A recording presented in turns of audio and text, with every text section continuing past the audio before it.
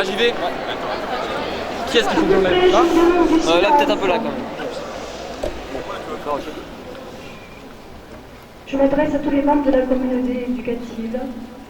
C'est un jour douloureux et dramatique. Nous avons donc hier été victimes en France d'un attentat sordide qui malheureusement a fait 12 victimes. Des victimes qui avaient pour seule ambition d'exprimer leur liberté. Ce matin, je viens d'apprendre qu'il y a eu 2 victimes supplémentaires. Les faits ne sont pas forcément liés, bien évidemment. Donc je vous demande, s'il vous plaît, d'être très attentifs à ce que les élèves ont préparé. Car je suis particulièrement fière que les élèves soient venus ce matin. Les élèves de la classe média, mais bien évidemment aussi les élèves du CVL sont venus me voir pour me demander ce que nous pourrions faire tous ensemble pour penser à ces personnes qui nous ont quittés et qui n'avaient pour seule ambition, je l'ai dit, que d'exprimer leur liberté.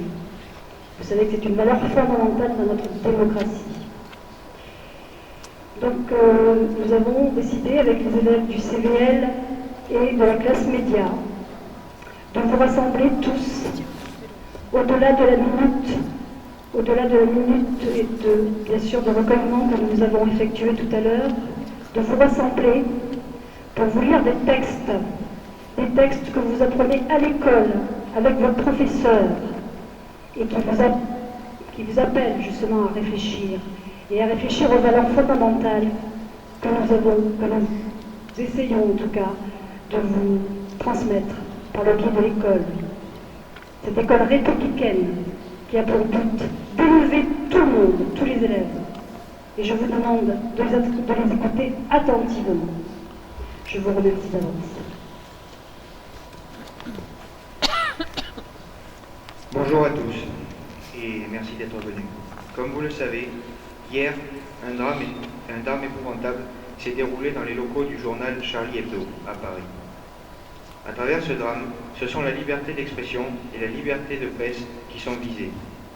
Nous allons, si vous le voulez bien, vous lire quelques passages qui peuvent nous aider aujourd'hui à nous rappeler pourquoi il s'agit, pour une démocratie comme la nôtre, de droits indépassables. L'article 11 de la Déclaration des droits de l'homme de 1789 définit la liberté d'expression ainsi. La libre communication des pensées et des opinions est un droit des plus précieux de l'homme. Tout citoyen peut donc parler, écrire, imprimer librement, sauf à répondre de l'abus de cette liberté dans les cas déterminés par la loi.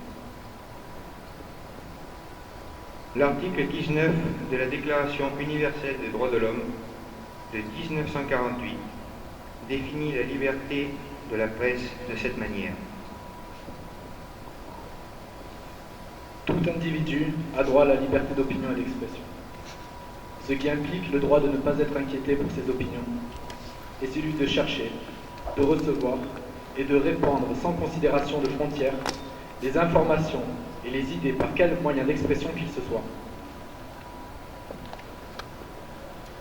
En classe, nous étudions des textes qui parfois semblent loin de nous. Aujourd'hui, ce texte de Voltaire semble au contraire très proche de nous. Le fanatisme est à la superstition, ce que le transport est à la fièvre, ce que la rage est à la colère. Que répondre à un homme qui vous dit qu'il aime mieux obéir à Dieu qu'aux hommes, et qui en conséquence est sûr de mériter le ciel en vous égorgeant?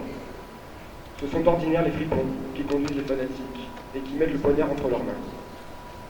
Il n'y a eu qu'une seule religion dans le monde qui n'ait pas été souillée par le fanatisme. C'est celle des lettrés de la Chine. Les sectes des philosophes étaient non seulement exemptes de cette peste, mais elles en étaient le remède.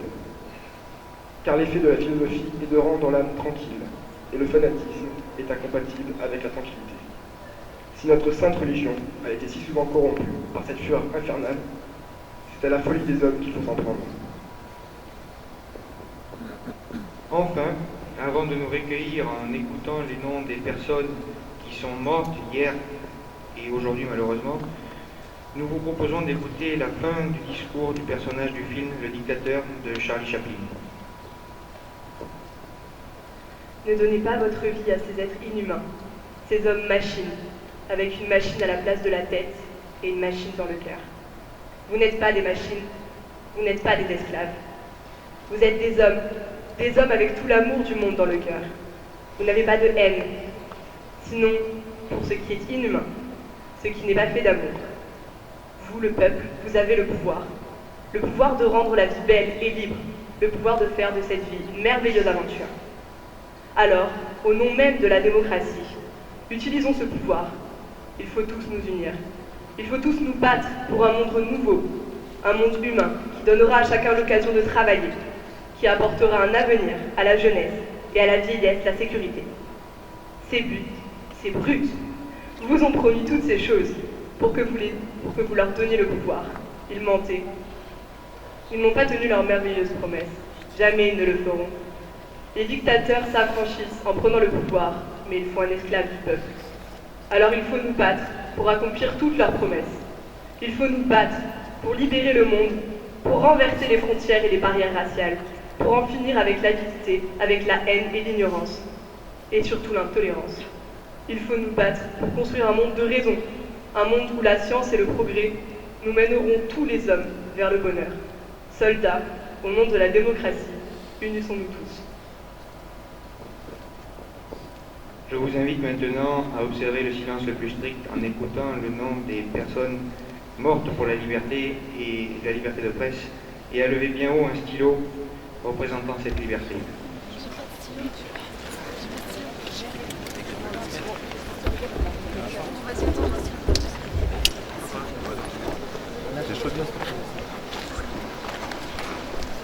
Elsa Caillard, Cabu, Charles, Michel Renaud, Franck Brissolard, Ahmed Marabé, Tinius, Bernard Marie, Frédéric Boisseau, Wolinski, Mustapha Mourad et Honoré sont morts pour cette liberté d'expression.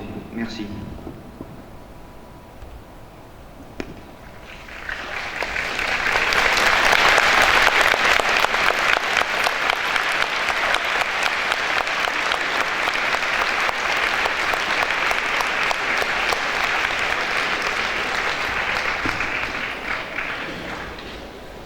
Je remercie vos camarades et les professeurs pour la qualité des textes qui vous ont lus. Et je vous demande à nouveau, tous ensemble réunis, d'observer une minute de silence. Merci.